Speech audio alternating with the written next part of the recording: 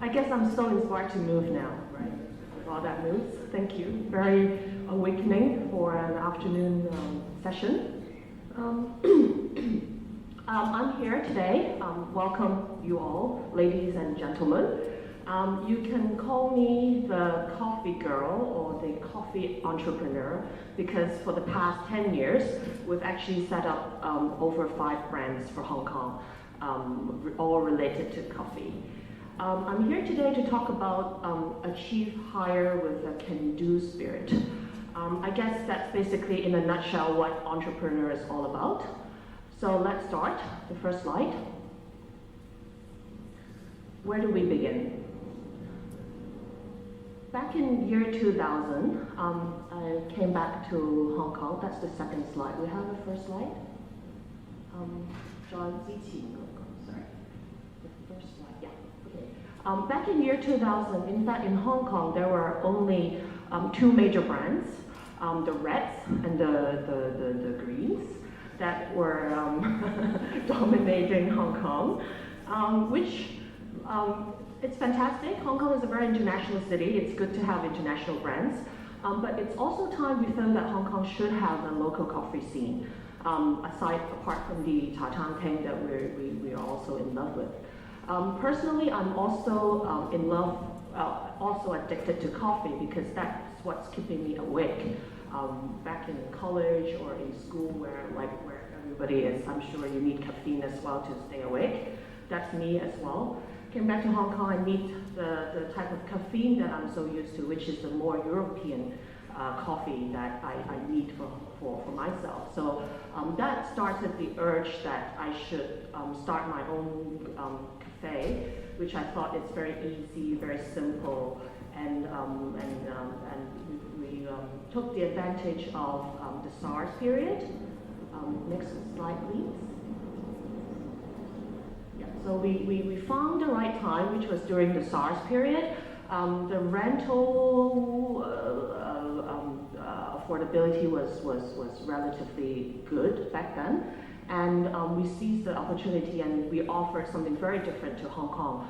We offered a very European type of coffee, as well as an ambiance that is very non-chainish, meaning it's not a chain type of interior or offering. And we also offer a free Wi-Fi service. We get that now everywhere, but back then we were the first cafe to offer a 20, well, I should say like a 18-hour free Wi-Fi service to all customers. And we also had a small kitchenette in the shop, which is very different from all the chain stores that you're not supposed to have your own kitchenette and do your own cooking. You should all get that from a catering company. But we believe in delivering and doing our own products, so we have our own kitchenette. And that was not a very easy period for us, although it was during SARS, because everybody, the city was very, in a very silent mode, and people were very cautious. But we came out, and it took us a few years to really get the buy-in from our customers. I think it's mostly from word of mouth. People liked the coffee, liked what we were offering, and people supported us, and that's how we grew along from 2003. Okay, I'm supposed to also talk about courage. Over the years, I think we're now like stepping into our 9th year, 10th year.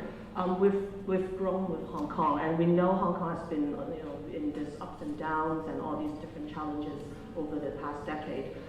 We've obviously, as a retailer, we are always dealing with the rental issue.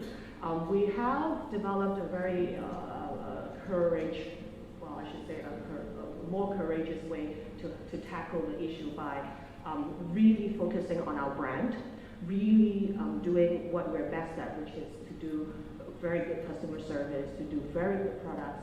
And with that, we hope we will have, and we did gain a lot of very loyal supporters who would follow us everywhere, not just on the prime locations of Hong Kong, but even when we move up to the first floor, from a ground floor location, moving up on the first floor, which is probably a third of the rent. we still had our customers following us to come to us and support us. And eventually we also opened an outlet on Gloucester Road. If you go to Open Rice and check this outlet, you see a lot of people writing about how this new Hong Kong brand chose a site which is next to another 4 big colors. The reds, the greens, and there's a blue, and also there's a new player which is orange. So we're the black. We're the black and white. So we're amongst all these competitors. The reason for us doing that is because we felt that in Hong Kong, being such a congested and competitive city, if we're not going to survive on this Gloucester Road, we're not going to survive Hong Kong. So that's basically the courageous move that we did, and we felt that we will always have to put ourselves into this kind of competitive situation, and to make sure we're always on our toes and we're always ready to compete and advance, no matter how big or how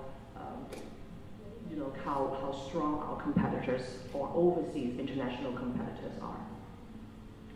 Okay.